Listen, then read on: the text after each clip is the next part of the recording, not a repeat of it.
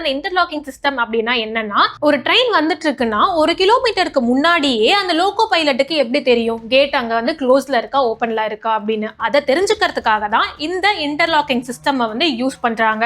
அதாவது இந்த interlocking சிஸ்டமும் and வந்து அந்த ரயில்வே கேட்டுமே கனெக்ட் ஆயிருக்கும். இப்ப ரயில்வே கேட் வந்து ஓப்பன்ல இருக்கு அப்படின்னா 1 கிலோமீட்டருக்கு முன்னாடியே அந்த லோகோ பைலட்டுக்கு ரெட் கலர் சிக்னல் இருக்கும்.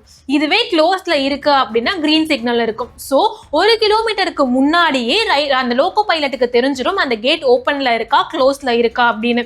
இதுல என்ன அப்படின்னா மேனுவலாலாம் இதை டக்குன்னு வந்து திறந்து மூடிக்கிற மாதிரி எல்லாம் இந்த இன்டர்லாக்கிங் சிஸ்டம் இருக்காது. இதுல அந்த கேட் லைட்டா ஓப்பன்ல இருக்கு அப்படின்னாலுமே அங்க ரெட் சிக்னல் டக்குன்னு மாறிடும். சோ லோகோ பைலட்னால வந்து ஈஸியா வந்து அந்த என்ன சிக்னல் இருக்கு அப்படின்றத பார்த்து ட்ரெயினை வந்து இயக்க முடியும். இதனால மனித தவறுகள் நடக்கிறதுக்கு வாய்ப்பே இல்லைன்னு சொல்றாங்க இந்த ஒரு இன்டர்லாக்கிங் சிஸ்டம்னால.